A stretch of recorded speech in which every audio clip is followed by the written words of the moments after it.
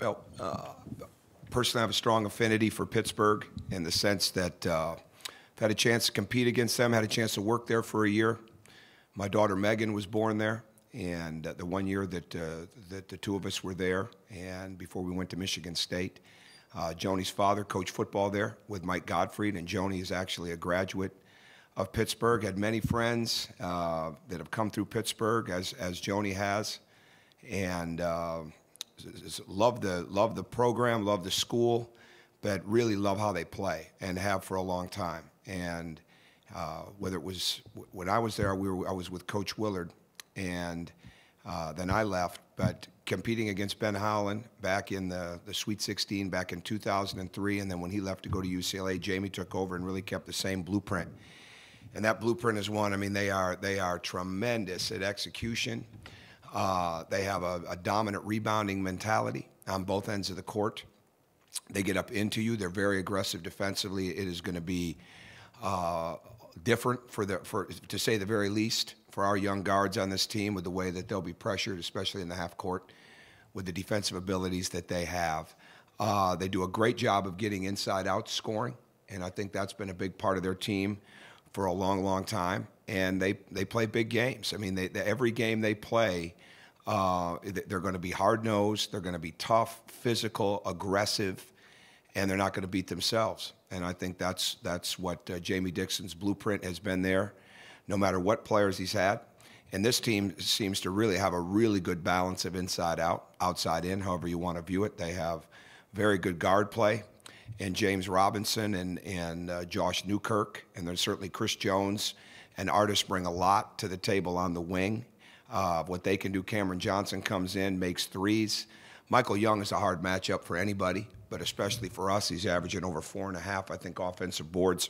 You could see it in previewing them this summer and this fall as we were getting ready for this game, or for our season, I should say. But looking at their different games, you could see Michael Young was on the cusp of being just a great player, and his statistics and the way he's played definitely show that. Anytime you're dealing with somebody like Randall that's had 21 rebounds in a game, that's going to get your attention in a big way. And they're deep. They're 9 deep at least.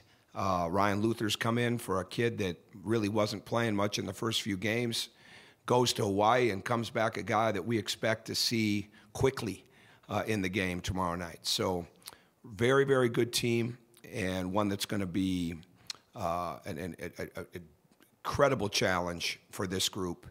And certainly playing against SMU helps prepare you for it. The close games that we've had would hopefully prepare you for this, but certainly we've got to get better in all phases of the game, and I don't think that's any secret, and that's the way it is after 6 games. But defensively, first and foremost, we've got to get better at our attentiveness and our attention to detail when it comes to scouting reports, when it comes to strengths and weaknesses of a player or players, knowing how that team wants to beat you. And it's not that we're not playing hard. We are. And we've had some real highlight tape defensive segments that have really turned out to be really good for our fast break. But we've also had some lowlights in the sense that we don't understand how hard you have to play every possession. And it's not enough just to play hard and think you're doing your job. You've got to play the same way time and time again. And that always takes young people time to understand. But we've got to get that figured out in a hurry, because we're playing a lot of young people. And they've been in a lot of minutes, and now they've got some games under their belt, and that light bulb goes on as time goes on. But we can't have lack of attentiveness, lack of awareness possessions that end up where we make a mistake because we weren't ready for the screen, or we didn't know this guy wanted to go right, or we didn't know this guy was really good going over his left shoulder. You know, that constant reaffirmation during the game of what you're trying to do, and that's where teammates come in and communicate with one another. We need more of that. And at the same time, when we do get our stops, we're really good in the break. And also with that, we've got to do a better job of running after makes. We're not nearly where we need to be, because the other team is going to make some baskets. And so we've got to do a much better job of getting the ball out of bounds and getting up the court quicker, and not being back on our heels because there's 5 guys set. Our offense and spacing and movement is too good for us to stop. So a lot of things to improve upon, but those are the biggest things. And obviously the challenge tomorrow night is going to bring a lot of those to light real quick for us. What's similar, I guess, about what you remember from playing him back then and even obviously early in your tenure here, and what's changed? Well, we don't have that team yet. We don't have that physical team that we had yet at Marquette. And we had some incredible battles with them and in the Big East, whether it was at the Peterson Event Center in Pittsburgh, whether it was at the Bradley Center. And they were very, very physical games. There were pros on both sides. But at the same time, other guys that were really good, hard-nosed college players. And we've got to build that hard nose. And we're well on the way to it. But because we have guys that are serious, we have guys that are working hard, we've got high character, but they've got to understand that how hard-nosed you have to be time and time again. Now, I think his team understands that. He's got an older team, and at the same time, the younger guys have really blended in well with them, and you can see it. And not one of his older teams, but a team where those young guys have played a lot of minutes for him when they were younger players. So there's no question that's who they are. We're going to have to match up with that. We're going to have to match their intensity. We're going to have to match their physicality. And at the same time, we've got to play with speed. But we have a different team right now than what we're used to facing as a staff when we go against the Pittsburgh staff.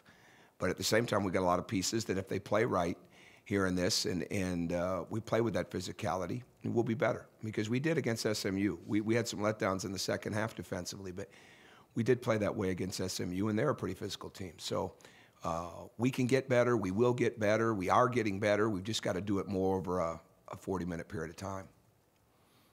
I think Young actually grew an inch and lost some extra weight over the summer. I mean, what areas do you feel like he's improved the most during the offseason from the player you saw last year? Well, I think the big thing for him is his shooting, okay? He's on the offensive boards all the time now. And again, you can see freshman Michael Young versus sophomore Michael Young in the sense of just how hard he goes every possession. It is a progression for players. I mean, and we've had it here in the past. It happened long before I was ever here, I'm sure, with players have to progress up to it. And we're playing a lot of young guys with it. Well, he got a chance to play, and he got a chance to earn that. And you can see it happening right now with Ryan Luther. He's in the right place most of the time. You know, and I don't know Jamie's offense like he knows it, but he got a pretty good idea of where they're supposed to be, right? And defensively. And I think that's what Michael Young's doing, but he's a ferocious athlete in the sense that he can run. He's very, very good at defending. And at the same time, he gets on that glass, and you can see his confidence building as a shooter, like I said. Ken, I'm sorry. Then we'll go Joe. Go ahead, Ken. Okay, Joe. You talked about their rebound mentality. After 6, how do you assess ours? You know, Holt came in, gave you, especially the offensive boards, got 5 boards in about 8 or 9 minutes. Where's ours? Well, ours is much better than it was a couple of weeks ago. I mean, James Blackman had 9 rebounds the other night and is tied for the rebound lead and wasn't nearly the rebounder 2-3 weeks ago that he is right now. So, I mean, the improvement level is there. Robert's already had a double-figure rebound game. We need that. Yogi's rebounding it better. We're getting guard rebounds.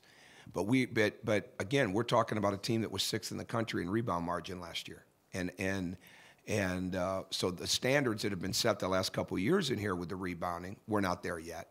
But we have to rebound it in a different way. And I think at the same time, we've got to do a better job on the offensive glass. But there's no question we've got to be more physical when the shot goes up. We've got to do our work early. And as Janae uses a football term, we can't turn it down. You know, sometimes we can't. We see that once in a while in practice. A guy will turn down that contact. You can't do that. And they've got to grow into that. It's way better than it was a couple of weeks ago. Is it good enough for competing against Pitt? We're going to find out. But there's a lot of room for improvement, but they are improving.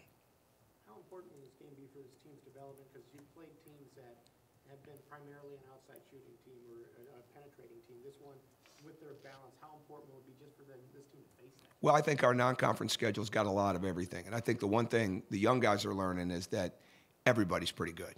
It doesn't matter. I mean, everybody's got skill guys. Everybody's got a plan. And everybody wants to win. And they're not coming into Indiana, and they might take their pictures at shoot-around and things like that, but they're coming in to win the game. And that's what our young guys have got to learn, that when it comes to 40 minutes. And like we say to them, you can't – play like it's a 40-minute game. It may turn out to be 50, 55 some night, even 60, 45. You know, you've got to have an ability and a mental endurance, you know, because there's times we look physically tired. No, we're just not mentally enduring the challenge yet that you have to deal with as a young team to keep pushing yourself. So in this case, there's no question that it'll be big because they're hard-nosed. And Jamie's teams are always mentally tough to go along with that physical strength and speed that they play with. So I think it's great for us at this point in time in the season. We've had a dose of it with SMU. We're certainly going to see more of it over the next couple of weeks. There's no doubt about that.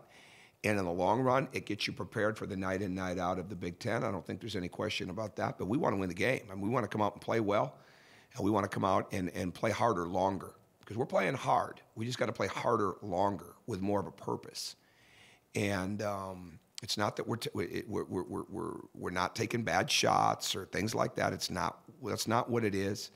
It's just more of an understanding. Okay, these guys are for real when they're coming around screens.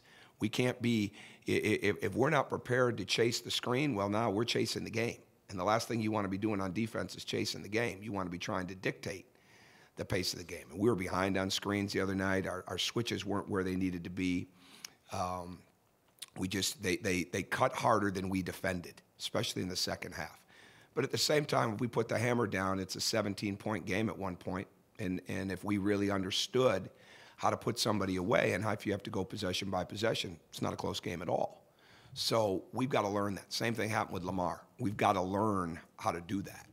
And so these are all part of that process, and this Pitt game's another big part of the process for us. Pete? Yeah. Tom, how hard is it in this day and age, with as good as guards are, to stop dribble penetration? I mean, for instance, Pitt's going to have to deal with stopping Yogi. How hard is it now to do that? It's very hard because more and more teams are playing a downhill game all the time. And so really a little bit of it's point of pickup. And but it's when the driver see help? Like the other night, UNCG did a good job of getting into the elbows, right? So that just opened up something else. So once we start exposing something else and getting it into the corners, well, now all that elbow help wasn't really as effective. So what you have to do defensively, you got to have early help, and especially with the way we're trying to defend the three, which didn't look like we've ever defended it the other night. But that was more off screens rather than penetration and not being there on the screens. But in this league, you've got to really defend penetration so you're not giving up threes, not necessarily just defending penetration and not give up baskets. Against the best teams, they do both. So we've got to do a better job of being in preventative help. We've got to stop the ball earlier in transition, if I had to give you 1 point, right? But at the same time, it's that awareness, and it's really taking the drill work and the detail work and the technique work and not just doing it when it's fresh or not just doing it when we're on a run, but doing it when that other team smells it a little bit and really locking in and being that much better. Because we're athletic enough, and once we get that, we'll be pretty good. But we just haven't gotten that awareness and that mentality yet that you have to have. So our stopping the ball will get better. Like I said, it starts with starts with the transition, starts with having people in help positions. And then it's a matter of when that ball is turning the corner, that they not only see the man that's defending them, but they see the help, all right, that's ready to stunt up. And at the same time, if they make the kick, that they're ready to move on the pass. The other night, we had too much moving on the catch. So that made the penetration look even better because we'd be there, and then the pass would be made, and then we'd move, rather than the early stunt, early help, early recovery where we're moving on the pass back. And that's where we have to improve.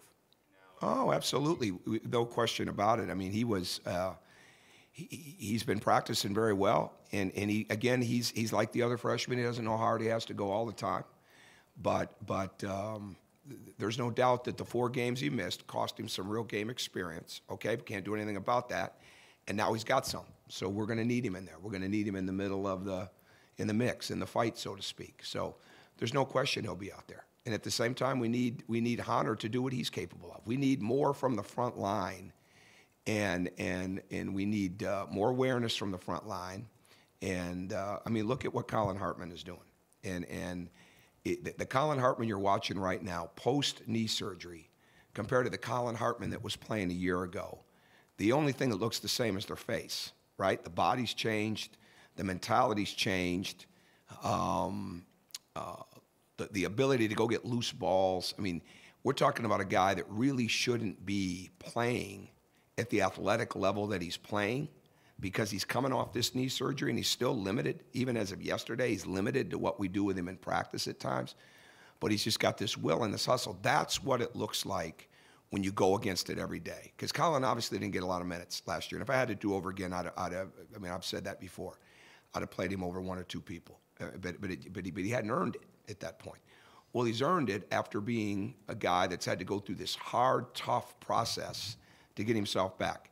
What that has to do with Emmett and everybody else is once you've lost it a little bit, once it's been taken away from you a little bit, that should make you that much more hungry, you know, to be successful. And Colin is doing that. And so Colin's a part of that. Colin is really one of those guys that can do about whatever we need him to do right now defensively. And is playing with enough offensive confidence with and without the ball that he can fit into a lot of different things offensively. Do you think that's where the mentality came from, him just being hungry because he had it taken away? No, I think it's all part of the process. I think it's all part of the process. He's a smart player. He's a good player, but his body's changed, so he's become physically stronger, and he had to work extremely hard. So there's a test of wills when you're going through that rehabilitation process like that, to come back from an injury like that. When you look at his body's changed completely, right? That's what it means to go from being a freshman to a sophomore. For us right now, we've got some freshmen that we need their sophomore year to come a little bit quicker, like tomorrow. But I mean, it's not realistic. But what happens is that mentality that you play with, and that's Colin's playing with a whole different mentality, and that's what's enabling him to have success and to be a big part of our team. And I think Emmett will have the same opportunity to go into that as he gets more and more game experience. Time for one more question. Good, Pete. Tom, the whole ACC Big Ten Challenge, I know obviously you want to win this game, but from a league standpoint, how important is it, certainly for national reputation, RPI, you know, down the road stuff? Well, for a couple of days, the Big Ten and the ACC are the focal point of college basketball.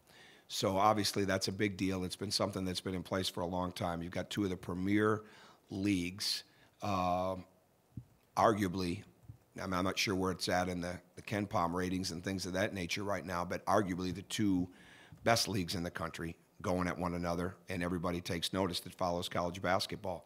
So I think it is a big deal, but at the same time, you spend so much time trying to focus on your team and what you're getting ready to play against, that's where you put the focus on it. But I'm sure, like everybody else, we'll be paying attention to the box scores and paying attention to who's doing what. I think it starts tonight, right? Yeah. This game's tonight. So that's important. But most importantly, we don't spend a lot of time talking about things that we can't control. All we can control is how we play and how we prepare for this team. Go ahead, Zach. Go ahead. Just kind of going back to matching up against them in the past. They're playing at a very slow pace this year. Has that always been? Yes and no. Yes and no. You watch Chaminade, you wouldn't think that. I think a little bit. They're not going to beat themselves. But let me finish your question. Go ahead, then I'll answer. No, I was just going to say, is that because you've talked about always wanting to speed teams up, force teams into mistakes. Is that always the way they have been? Is that always kind of been part of the back and forth when you were at Marquette, trying to get them to speed up and play faster than they wanted to? Or is that At times, but they're very. What he's always had. Okay, he's always had the front line, and this goes back to the way Ben Howland recruited that team. They've always had a very physical front line, but what they've had, and you could put these guys up with Syracuse, maybe even more so than Syracuse when you look over the last decade or so. They've had very, very physical guards. Even if a guy was smaller, like they had a young man at one point, Ronald Ramon, and another young man, Carl Krauser, okay? They weren't big, strong guys, but they played so hard, and they were so tough that they caused so many issues for you. He's always recruited those bigger, stronger physical guards that could do a lot of different things, that you're going to have trouble matching up with them just physically. So you've got to make sure you're bringing something else to the game, you know, speed, the shooting, the cutting ability, things of that nature. So to me, I think I think he's a good enough coach. He can play whatever pace he wants to play to win the game. But I also think he coaches to the place where he's comfortable with what his team does best, and that's why they have such a high winning percentage over the years. But the key is to not – they're getting a lot of free throws, and they've always gotten a lot of free throws. So no matter what pace of play you're playing, you don't want to lose the game at the rebounding edge with the rebounding game, and you don't want to lose the game at the free throw line. And so those have been the biggest keys when you're playing against a Pittsburgh Jamie Dixon team to me.